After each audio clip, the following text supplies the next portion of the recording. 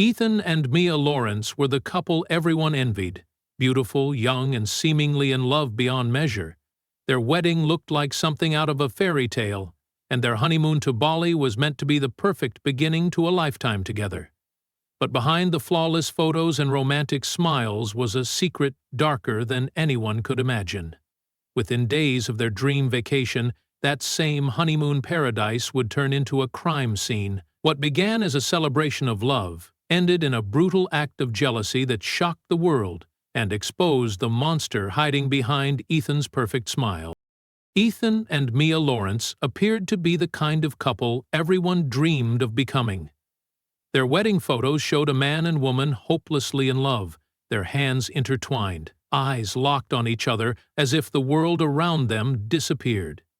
The ceremony had been beautiful, a summer afternoon surrounded by flowers, laughter, and family. Mia's parents couldn't have been happier to see their daughter start this new chapter, and Ethan's charm won over everyone. He was handsome, polite, and attentive, the sort of man who made everyone believe he would protect and cherish his new wife. No one could have imagined the darkness that hid behind his perfect smile.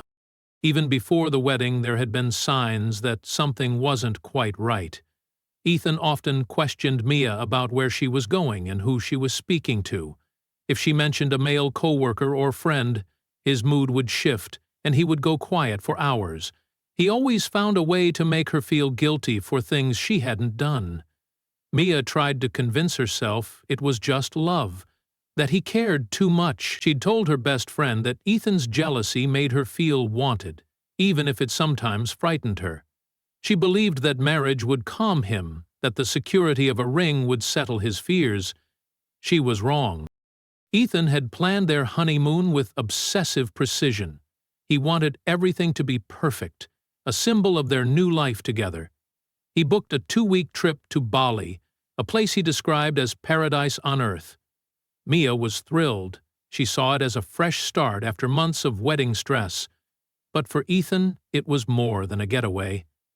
It was an opportunity to keep her close, away from the world, where he could have her all to himself. The first few days went smoothly. They explored hidden beaches, posed for photos, and dined by candlelight. Mia's social media filled with bright, happy pictures, the kind that made her followers comment with heart emojis and messages like couple goals. But the smiles in those photos were starting to fade when no one was watching. Ethan's jealousy surfaced again, sharper and more unpredictable. He accused her of flirting when she smiled at waiters, of dressing too nicely when they went out, of wanting attention from strangers. Hotel staff began to notice his behavior. One bartender recalled how Ethan glared at a group of tourists who complimented Mia's laugh. Another guest later told police she saw Ethan gripping Mia's arm tightly as they walked through the lobby. Mia tried to diffuse his anger with soft words and apologies, though she had done nothing wrong. She was trapped in a web of control, where every smile, every glance, became a crime in his eyes. Still, she clung to hope. She sent her mother a message saying, "It's beautiful here. I think things will get better." She didn't know that those would be some of her last words. The paradise she dreamed of was already turning into a cage, and the man she believed would love her forever was slowly transforming into something she no longer recognized. As the sun set over the ocean, casting a golden glow over their villa, no one could have guessed that within days that same place would become a crime scene. The tension between Ethan and Mia grew heavier with each passing day. What began as small arguments over trivial things slowly evolved into explosive confrontations. On their 4th night in Bali, they checked into an expensive cliffside resort, one of the most luxurious spots on the island. The room overlooked the Indian Ocean, and the view stretched endlessly toward the horizon. It should have been the perfect setting for romance, but the atmosphere was suffocating. Ethan had grown more paranoid, more possessive, and more distant all at once. Every word Mia spoke seemed to trigger suspicion in his mind. That evening, the resort hosted a private dinner for newlyweds along the beach. Tables decorated with candles and white flowers glowed under the setting sun. Other couples laughed, toasted champagne, and took pictures. Mia tried to enjoy the moment, but she could feel Ethan's eyes following her every move. When a waiter offered her a refill and smiled politely, Ethan's jaw tightened. She looked down quickly, avoiding his stare. Throughout the night, his temper simmered beneath the surface. He drank heavily, barely speaking, his silence loud enough to make her heart race. Witnesses later described the scene in haunting detail. They remembered seeing Mia sitting quietly, nervously glancing toward the ocean, while Ethan sat beside her, motionless, staring into space. When the dinner ended, the couple left early. The last image anyone recalled was Ethan walking ahead, leaving Mia to follow behind.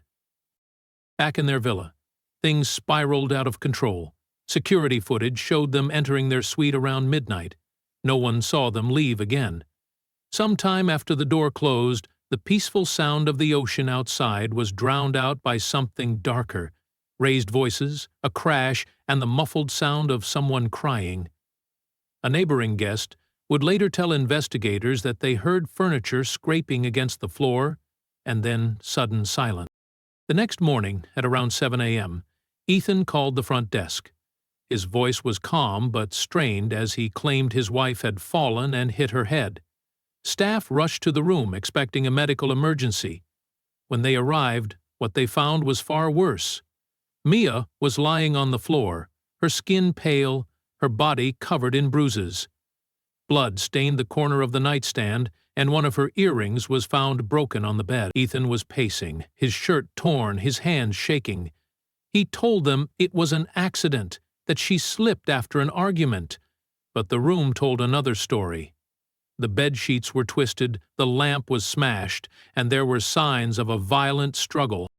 Resort security immediately called the police. Ethan tried to explain, insisting that he had been trying to calm her down, that she fell while they were arguing. But his explanations didn't match the evidence. There was blood splattered higher than where someone could have fallen naturally. There were bruises on her wrists, marks that looked like she had tried to defend herself. Within minutes, police arrived and began sealing off the area. The luxury honeymoon villa, once filled with laughter and love, had turned into a scene of unimaginable violence. Outside, the sun was just beginning to rise over the ocean, casting a golden reflection across the waves. Tourists walked along the beach, unaware that only a few feet above them, a young bride lay dead in what was supposed to be her dream paradise. For Mia, the fairy tale had ended in the most brutal way imaginable, and for Ethan, the mask he had worn so perfectly for so long was finally starting to crumble. When the police entered the villa, the first thing they noticed was the chaos. Chairs were overturned, the curtains were half torn from the window, and shards of broken glass were scattered across the marble floor. Mia's lifeless body lay near the foot of the bed, her head resting against the side of a nightstand splattered with blood. The officers could immediately tell that what had happened wasn't a simple fall. Her injuries were too severe, too deliberate. One officer quietly took Ethan aside while another began photographing the scene. Ethan's hands were trembling, but his expression remained strangely cold, as though he was more inconvenienced than grief-stricken. At the local police station, Ethan's story began to unravel almost immediately. His version of events changed each time he was asked to explain what had happened. First, he said Mia slipped and hit her head. Then he claimed they had been arguing and she fainted from exhaustion. Later, he added that she had become hysterical and attacked him, forcing him to defend himself. His inconsistent statements made detectives suspicious, but it was the evidence from the autopsy that truly destroyed his narrative. Mia's injuries were brutal: multiple fractures, deep bruises around her neck and arms, and significant blunt force trauma to her skull. The medical examiner confirmed that she had been beaten repeatedly before her death. When Ethan was shown the autopsy results, he avoided eye contact and muttered that it wasn't supposed to happen like this. He refused to elaborate further. Officers noticed fresh bruises on his knuckles and scratches along his forearms, signs of a violent struggle. His clothing, which had been collected from the scene, contained traces of Mia's blood. Yet even faced with overwhelming evidence, Ethan maintained that he never meant to hurt her. Detectives seized both of their phones for examination. On Mia's phone, they found text messages sent to her best friend 2 days before her death. In one of them, she wrote that Ethan had been angry ever since they arrived, accusing her of looking at other men and embarrassing him in public. Another message read simply, "He's not the same person anymore. I'm scared." Her friend had replied, asking if she wanted to come home early, but there was never a response. Hotel staff and nearby guests confirmed hearing loud shouting that night. Some described the sound of furniture being thrown and a woman screaming before everything went silent.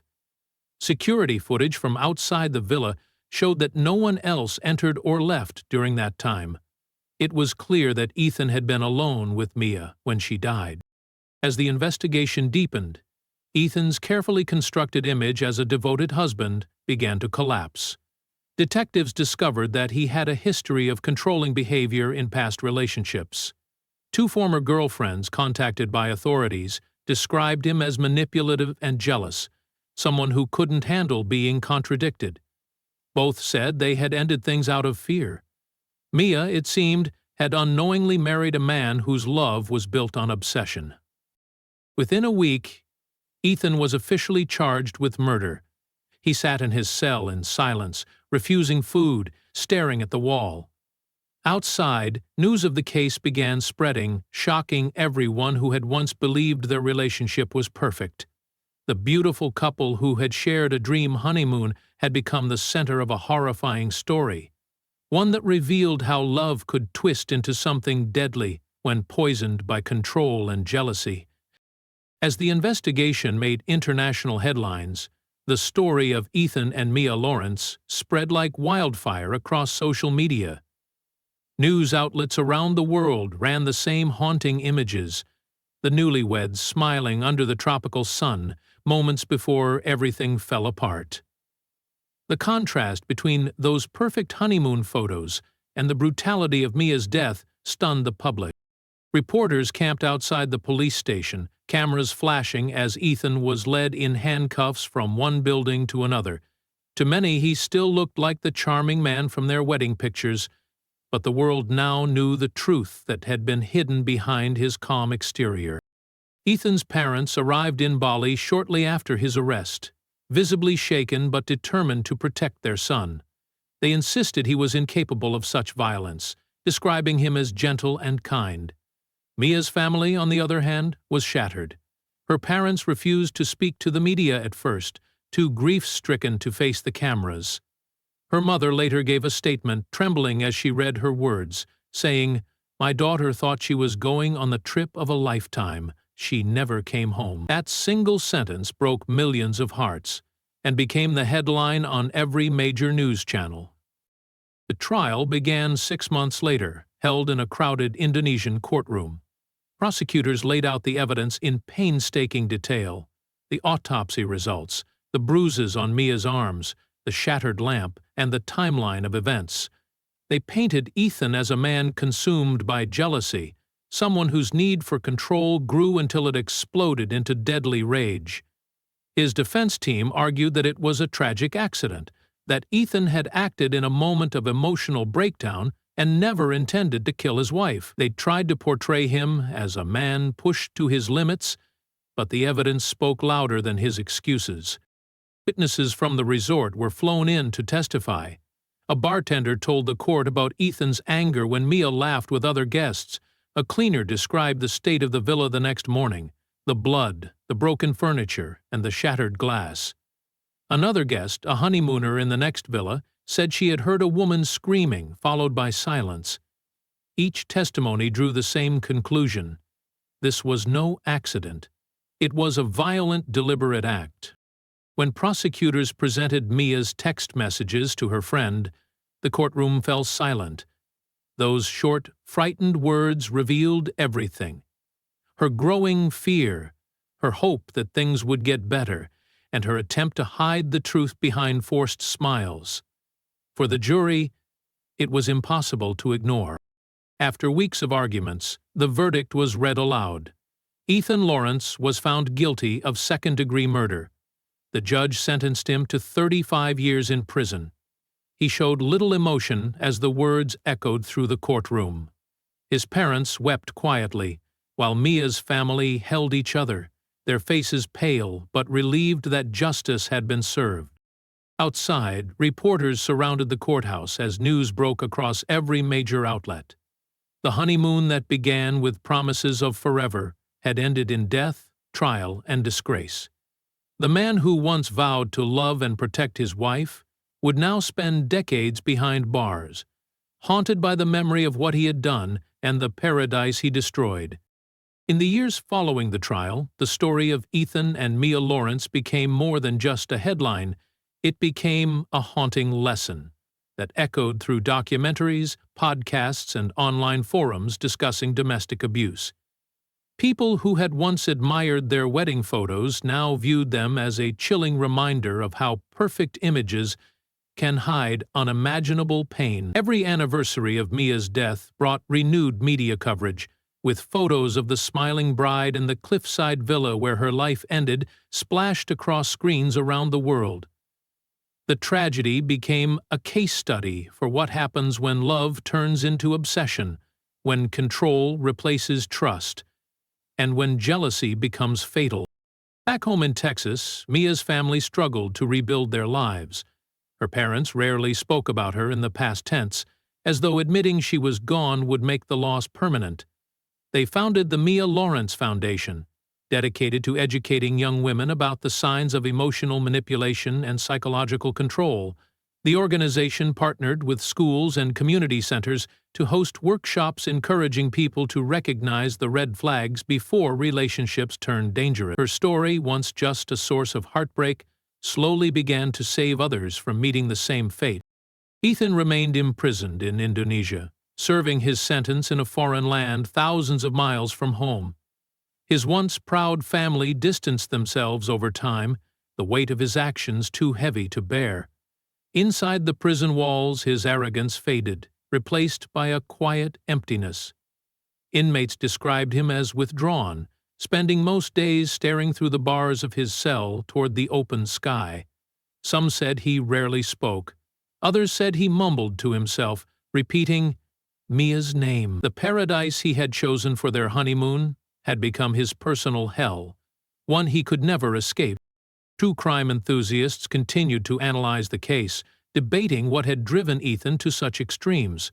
Psychologists interviewed in documentaries explained that possessive love often begins subtly, constant check-ins, jealousy disguised as protection, and small acts of control that slowly grow into domination. They pointed out that Mia's tragedy could have been prevented if those around her had recognized the signs earlier. She had been isolated by love, convinced that devotion meant surrendering her freedom. Her story became a symbol of countless others who suffered in silence. Every year, on the date that would have been Mia's wedding anniversary, her family gathered at a small lakeside park where she used to spend her summers. They released white lanterns into the sky, each carrying a message written by someone she had touched. A friend, a student, a stranger who had heard her story. The lights floated upward until they vanished, a soft glow against the dark night, representing the hope that her story would continue to shine for others. The resort where it all happened, quietly, renovated the villa, repainting walls and replacing furniture, but the locals never forgot. To them, that cliffside suite still carried an unspoken heaviness. Tourists who stayed there often said they felt uneasy, as if the air itself held the memory of what happened. And maybe it did. For while Ethan's name faded from headlines over time, Mia's name endured. Whispered in classrooms, shared in support groups, and spoken softly by women who saw themselves in her story. She became more than a victim. She became a voice for all those who never got the chance to escape.